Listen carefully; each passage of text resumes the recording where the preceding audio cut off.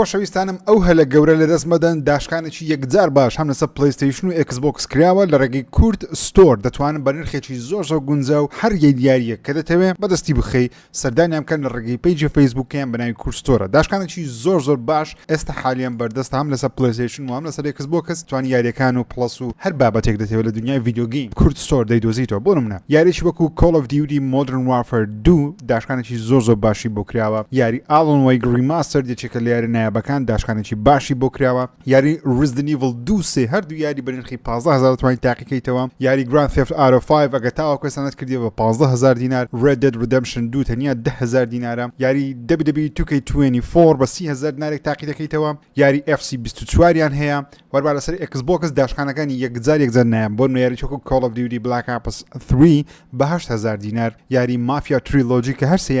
یاریە بەتەنیا بە 10000 دینار. یاری Call of Duty Black Ops 2 بە 5000. Metro Saga Bundle کە سێ یاری مێترۆی ناوازە لە خۆ دەگری تەنیا بە 5000. یاری Red Dead Redemption 2 بە 10000. FC24 بە 17000. Witcher 3 Wild Hunt بە 10000. Grand Theft Auto 5 بە 7000 و Call of Duty World at War Classic 100% دەبێ و یاری تاقیکەیتەوە گەب پێت بڵن گەیمەر بە 4000 دینارە. Black Ops 100% دەبی تاقیکەیتەوە ئەگەر تۆ کەیفت بە یاری Call of Duty دێ ئەو یاریت نەکردبێ عیبەیەکی گەورەیە من پێت ناڵێم گەیمە تا ئەو یاری نەکەی بۆیە بە 4000 دینار تکا دەکەم تاقیکەنەوە. ئەم یاریانە و زیاتریش دەتوانن لە ڕێگەی کورت ستۆر لە خۆتان بە ئاسانی بەدەستی بخن. پیجی فەیسبووکیان لە دیسکریپشن دادنێم توان سەردانی پیجەکەیان بکەن نامەیان بۆ بنێرن لە ڕێگەی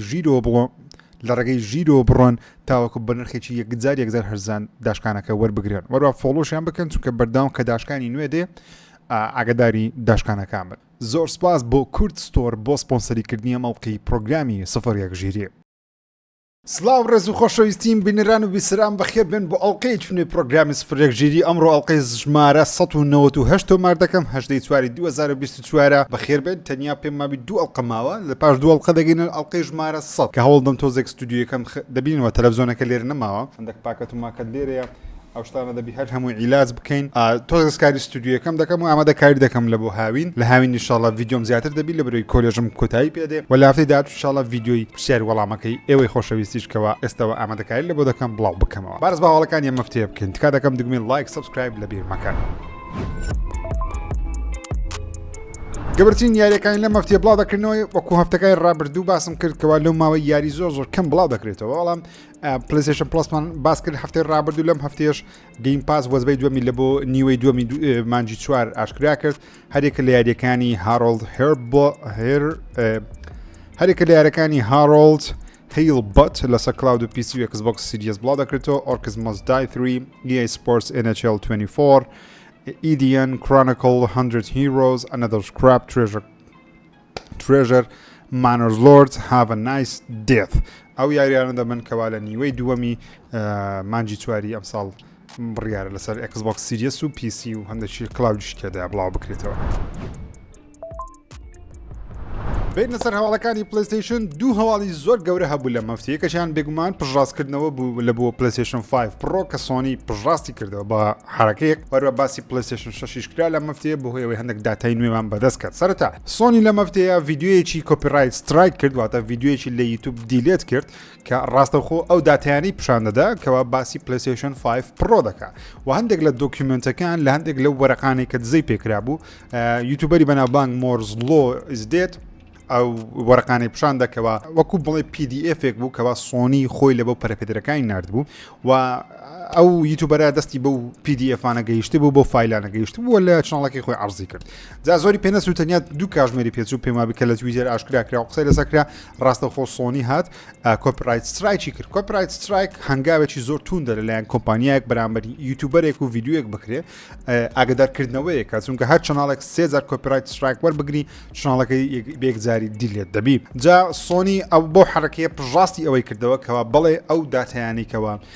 لە ڤیدیۆی هەبوون وەرە و دەنگویانەی کە پێشتر باسکرایانە ئەوە پژڕاستی ئەوەی کردەوە کە بڵێ پلەیستیشن 5 پرۆ ڕاستیە و ئەوە تەواوی تایبەتمەندیەکانە و تەواوی مۆسەفاتەکانە کەوا لە ئۆنلاین بڕاکەیتەوە. هەرچەندە ئەو مۆرزلۆ ئیزدێت ئەوە زۆربەی شتەکانی کە باسی کرد پێشتر من باسم کردووە ملاڵەکان ڕابردوو لە ڕێگەی دەنگە و شتەکان باسم کردبوو بەڵام دوو بابەتی تێدا بوو حەزم کرد زیاتر فۆکسی بخەمە سەرکەوە سۆنی پێرەتی تازە ئەوەکو زیادکرابێک لە بۆ دەفکیتەکەی PlayStation 5 Pro واتە ئەو PlayStation 5 کە بێتایە لە بۆ کۆمپانیەکان دەینێری تاوەکو یاریەکانی خۆیان ئەپدەیت بکەنەوە لە بۆ PlayStation 5 Pro بەو شێوازە ئەو داواکاریانە هەیە سۆنی لە بۆ هەر کەسێکەوە بیەوێ یاریەکەی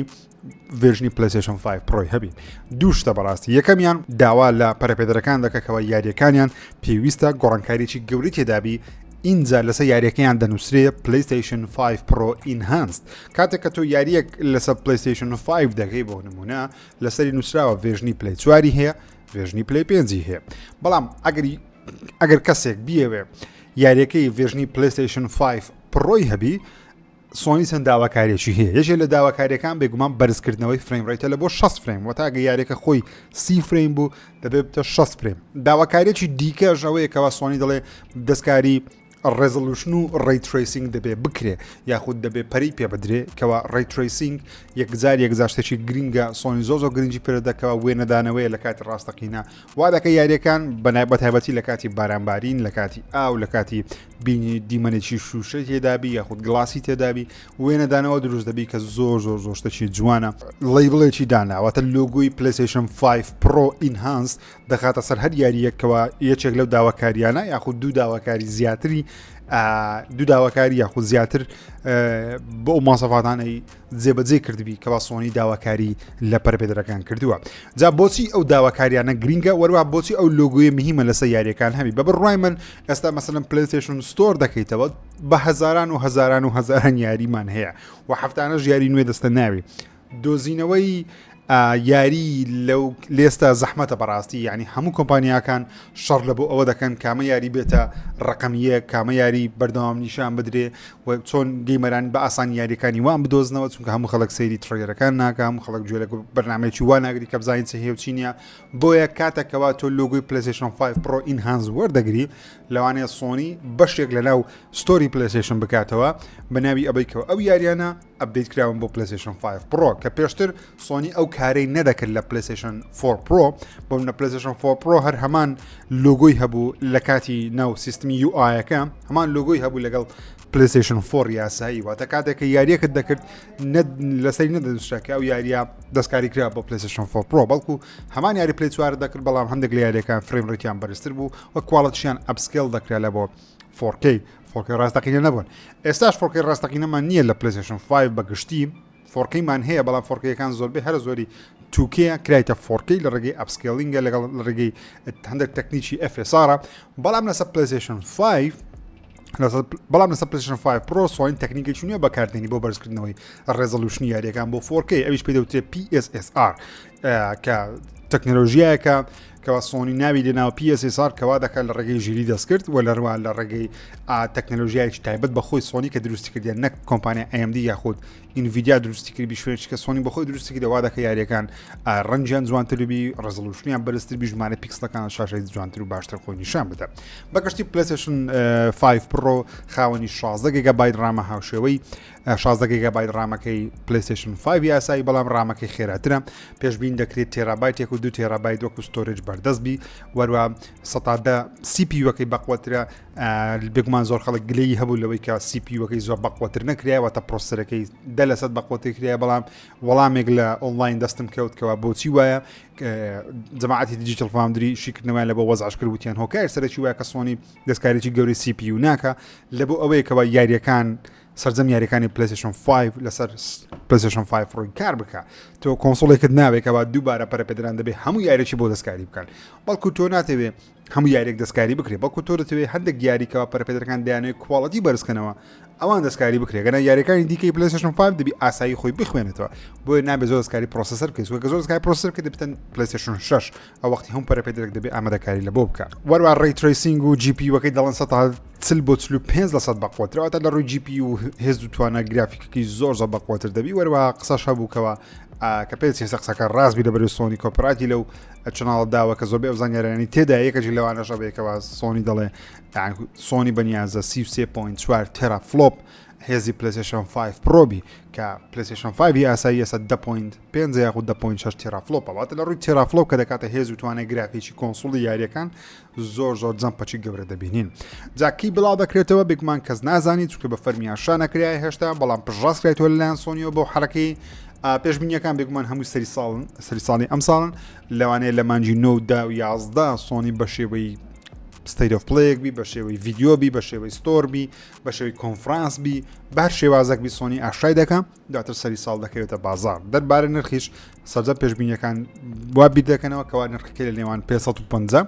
بۆ 650 دلار کە وەکو خۆم پێمان نرخەکەی 599 دلار دەبێتە 600 دلار و پلیستیشن 5 یاسایش دەبێتە 450 دلار تۆزێک داشکانی لەبۆ بکرێت پێم وابی حرەکە بەو شێواز دەبی بەڵام زین سڕ دەبێت لە مەفتەیە لە وەبسایتی ئایکۆن ئێرا چەند معلوماتێکی کۆن دووبارە نوێ کرایەوە و ئەپدەیت کراوەتە بەخۆی ئەو مەقالەیە لە مانجی 2 بوو پێم وابی لەلایەن WCC ئەوە بڵاو کرایەوە کە مقالەکە باسی پلیستیشن 6 دەکە پێم وابی لە چەناڵی خۆشمان لە سفرێک ژیدە و کاتەش باسم کرد بەڵام ئێستا هەندێک زانیاری نوێمان هەیە لەسەر هەمان زانیاری کە پێشتر لەسەر پلیستیشن 6 بڵاو کراوەتەوە جا تاوەکو ئێستا ئەوەندەی لەسەر دەزاین ئەوەیەکەوە هۆکاری سەرەکیکەوە جیم ڕایەن لە مانگی ڕابردوو واز یاخود لە مانجی 4 وازی لە پلیستیشن هینە ئامادەکاری سۆنیە لە بۆ پلیستیشن 6 چونکە لە ناوەڕاستی تەمەنی هەر کۆنسۆڵێک کۆمپانیا دەست بە بەرهەمهێنانی کۆنسۆڵی داهاتی خۆی دەکات یاخود پەرەپێدان دەست پێ دەکەکەوە ماسفاتەکان چی بەسەر بێ چ بکەن و چ نەکەن جا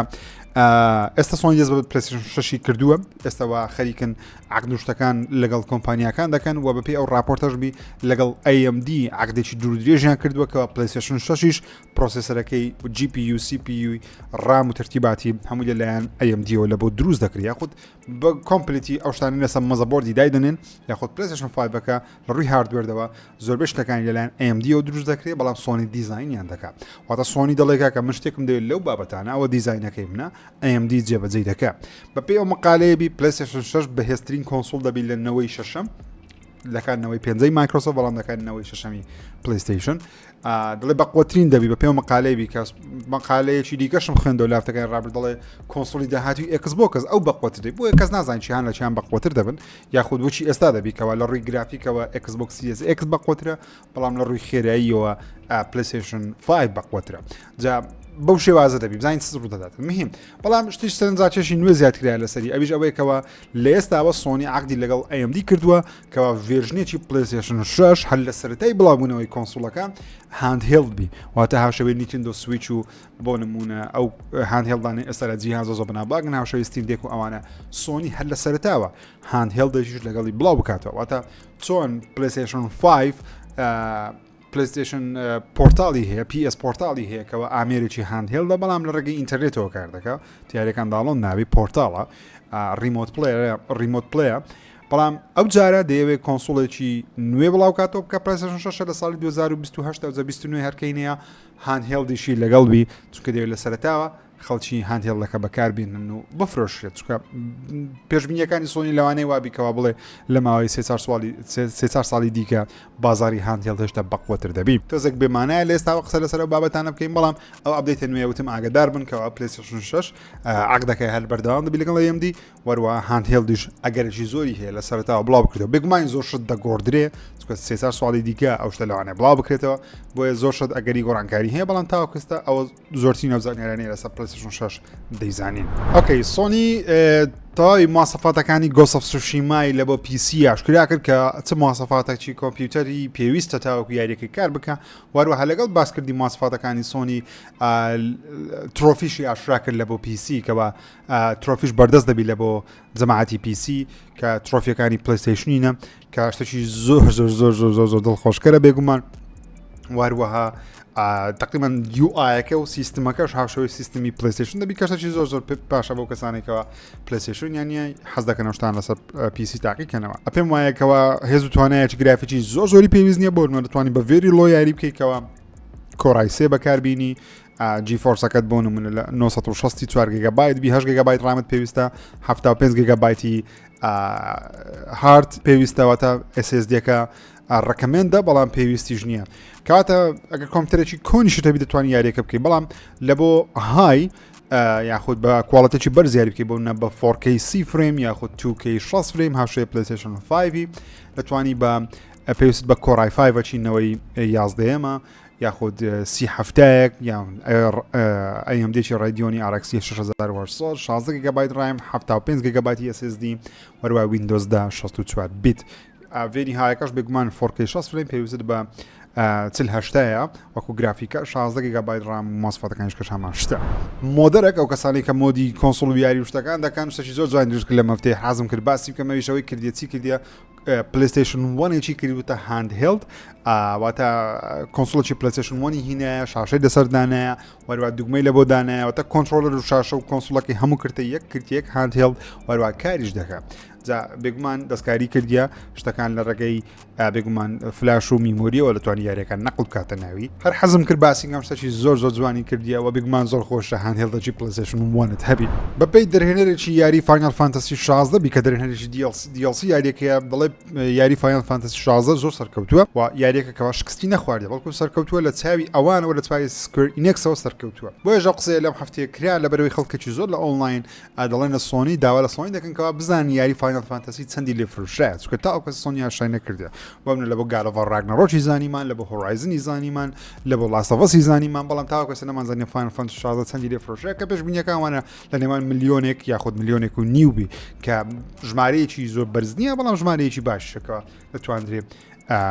چۆن دڵی سۆنی توانی شانازی پێ بکە بڵە ژمارەیەکی باشمان لێ فرۆشتووە لە مەفتەی کۆمپانیای پوما لە ڕێگەی وبسایتی خۆی کۆلابڕیشنێکی ئاشا کرد بێکەوە لەگەڵ پلیستیشن چەندین بەرهەمی جلو بەرگ و پێڵاو بڵاو دەکەنەوە کە بێکمان شانی باسکردن نیە بەڵام شتەکان زۆرم پێ جوان بوو و حەز دەکەم دانێ بکڕم بەڵام باوەڕ ناکەم بەدەستم بگا لە بەرەوەی یەک لە کوردستان بەردەست ناوی دوو دەبی لە ئۆنلاین داواکەی و سێژ نرخیان زۆر بەرزە بەتایبەتی پێڵاوەکە و کالەکەی پلیستیشن و پومای هەر زۆر شتێکی جوان و غەریبە بەڵام نرخەکەی زۆرە پێمان 120 دلار 120 یۆرۆ بوو کە دەکەن زگی 130 و شتێک دلار سەش زۆر جوانە تیشرتەکانیان جوانە بەڵام نرخیان زۆرگران بەپێی دەنگۆیەکی نوێبی دەڵێن لە مانجی داهاتوو یاری مدیڤل 2 ریمیک دەکرێتەوە وەرە بە شێوەیەکی شارۆ دروپیش بڵاو دەکردەوە شارۆ دروپ ئەو کەلیمە زۆر لە ناو کۆنفرانس و ئیڤنتەکانی یاریەکان لەوانە گوێتان لێبی مانای ئەوەیەکەوە کۆمپانیا هیچ ڕکلامێکی بۆ شتێک نەکردووە لە ناکاو بەشێکی سوپرایز ئەو شتە بڵاو دەکاتەوە یەکسە بەردەست دەبی لە بۆ یاریکردن لە بۆ تەماشاکردن بۆ نەشارە دروپمان لە فیلمیشەیەکەوە فیلمێک هیچ مارکتینگ لەمونەکە ڕاستەخۆ نێتفلیکس بڵاوی دەکاتەوە توانێک سەیری بکەیە پێ دەوتێت شارۆ دروپ بەبێ مارکتینگێکی گەورە پێم وابی لەوانەیە لە بەرەوەی بەش یەکەی مدیڤڵ یان ریمیک کرد کاتی خۆی کرد لەسەر پلیستیشن 4 لەسەر پلیستیشن 5 بێگومان مدیڤڵ 2 ریمیک بکرێت شتێکی خۆشە بەرەی مدیڤڵ بەش یەکە مەگەنەتان کردێت ڕێگەی پلیستیشن پلسی ئەکسترا ئەوانە بەردەستە یاریی زۆر چێژ بەخشە کاتی خۆی لەسەر پلیستیشنی ئۆریژینال بڵاو کرایەوە یاریی زۆر خۆش بوو بەشی دومێ ریمیک بکرێتەوە لەوانەیە لە مانجی داهاتوو لە ڕێگەی ئیڤنتەکەی پلیستیشنی ترێدەرێکی لێ بینین وەرە شارۆ دروپیش بە یەکسە بڵێن بەردەستە یاخود تەنیا مارکتینگ بی لە بۆ ئەوەی کاتەکە یاریەکە بڵاو دەکرێتەوە بینە سەر هەواڵەکانی Xbox لە مەفتەیە دوو هەواڵی گرنگ هەبوو لە Xbox کە هەردووچیان جێگەی دڵخۆشکەرن بەڕاستی باسییان بکەم یەکەمیانەوە بووکەوە Xbox و وەرە ستودیۆی ڕێر بە فەرمی ڕایانگەیاندکەوە یاری Sea of Thieves زیاتر لە 40 ملیۆن گەیمەری خۆی هەیە ئێستا حالیان پێشەوە لەسەر PlayStation 5 بڵاو بکرێتەوە واتە لەسەر PlayStation 5 ئەو 40 ملیۆنە چەندی زیاد بکە ئەوەندە گەیمەری PlayStationەکە پێم وایە حرەکەیەکی زۆر جوانە لەلایەن مایکرۆسۆفتەوە بە سوودیشە تاوەکو بزانین چەند گەیمەری PlayStation 5 یاریەکە دەکەم وەروە چەند گەیمەر یاریەکە دەکڕن بزانین یاریی Xbox تایبەتی Xbox کە 40 ملیۆن گەیمەری خۆی هەیە ئێستا حالیان ڕێگەی گەیم پاس و Xbox و سێڤەرەکانی Xbox و PC ئەوانە بەردەستە لە ڕێگەی PlayStation 5 چەندی زیاد دەکات کە شتێکی زۆر باش هەورا Sea of Thieves یاریەکە کە بیدیا بڵاوکەوە ڕخنەی زۆر لێگیرە بەڵام بەهۆی ئەپدەیت و چارەسەرکردنی کێشە شتەکانی ئێستا یاریەکە زۆر سەرکەوتووە زۆر چێژ بەخشە هەواڵی دوم لە جیهانی Xbox شتێکی دیکەی دڵخۆشکەر بوو بەڕاستی ئەویش ئەوە بووکەوە ژمارەی گەیمەرانی یاری Fallout 4 زۆر بەرز بوویتەوە لە ستیمی وەروە یاریەکە زیاتر لە 1037,000 لە 100 هەتا 100,000 شتێک ئەوەندە فرۆشی بەرز بوویتەوە بەهۆی ئەوەیکەوە بەهۆی ئەوەیکەوە لە ڕێگەی ئەمازۆنەوە زنجیرەی فۆڵاوت بڵاو کرێتەوە. من خۆم پێزاڵقەی بیدایەتی زنجیری فۆڵاوتم بیدیمە پێم وایە یەکێکە لە جوانترین زنجیرای لە ڕێگەی ڤیدیۆگەیمەوە گیرەوە. حاشوێ لاست ئۆف ئەس ئەوانە زۆر جوانە، زۆر سەرکەوتووە، خەڵکێکی زۆر لە زیان بینیتی وای کردووەکەوە ڕغبەتی یاریەکەش زیاد بکە، خەڵکی و کەسانێکی یاریەکەیان نەکردیە بچن یاریش وەکو فۆڵاوتی فۆر بکڕن و سەرجەم یاریەکانی فۆڵاوت بە فۆڵاوت 76 شەوکە یاریی تەواو ئۆنلاینە هەر هەموو ژمارەی مەرانیان زیادی کردیە. بەتایبەتیش فۆڵاوت 4 کە چیرۆکی زۆر نزیکە لەم زنجیرە تەلەڤیزیۆنیەی کە بڵاو کرێتەوە هەرچەندە تەواو بڵێ بەرامبەر یەک نییە چیرۆکیان، بەڵام چیرۆکیان لێک نزیکە. یاری فۆڵاوت 4 زۆر ئێستا حالیان سەرکەوتووە، زۆر گەیمەرەی زۆر دەیکڕی 100,000 یەکجار بەرزە فرۆشەکەی بەرز بوویتەوە. دڵخۆشم واگەنەشتان کردێت کا دەکەم بیکەم. بینە سەر هەواڵی یاریەکان گەورەترین هەواڵی ئەم هەفتەیەش لە دنیای گەیمینگ جگە لە پلەیستیشن و ئەکسبۆکسی بەڕاستی دڵخۆشکردنیە. ئەویژەوە بووکەوە لەم هەفتەیە تێک-تو خاوەنی ستودیۆ ڕۆکستار و یاری GTA بە فەرمی ڕاگەیاندکەوە 5% تەواوی کارمەندەکانی خۆیان لە تەواوی ستودیۆیەکانی خۆیان دەردەکەن. بەڵێ بێگومان بە ستودیۆ ڕۆکستاریشەوە نزیکەی 600 کەسێک دەنێرنەوە ماڵەوە و بەشێکی 600 کەسەش لە ستودیۆ ڕۆکستاریەوە ئالەستنەوە ماڵەوە کاشتێکی یەکجار بێگومان خراپە باش نییە. لەبەرسش بۆ قسێ دەکەم لەبەرەوەی تێک-تو کۆمپانیایەک نییەکەوە قازانز نەکە، کۆمپانیایەک نییەکەوە بڵێ داهاتی ناتوان بەرزکەمەوە. تێک-تو خاوەنی GTA کەماڵمێن GTA تاوەکو ئێستاش زۆرترین فرۆشی هەیە و لەوانەشە لە یەک دو هەفتەیدا تو کاتێکەوە لە ڕێگەی ئیڤنتی لە ڕێگەی ئەو کۆنفرانس کۆڵانەی کە دەیکەن لە ڕێگەی خاوەن پشکەکانی خۆیان ژمارە زیاترمان لەبەوە بێ کە پێشبین دەکرێت GTA 5 زیاتر ژمارە فرۆش زیاتر بێت 220 میلیۆن دانەکە جارێکجار بەرزە. بەڵام تێک-تو دەڵێ 600 کەس دەنێری لە ماڵەوە بەهۆی ئەوەیەوەوان لە 2024 ناگەنە ئەو داهاتەی کەەوە مەبەستیانە کە بێگومان ناگەنە ئەو داهاتێک کە مەبەستیانە 100% مەقسەدەکەشیان ئەوەیەکەوە لە 2024 یاری GTA بڵاو ناکرێتەوە، لە 2025 یاریەکە بڵاو دەکرێتەوە. تەنانەت دەڵێن ئەگەر GTA 6 لە 2024 بڵاو بکرابایەوە نەدەگەیشتنە و داهاتێکەوە مەبەستیانە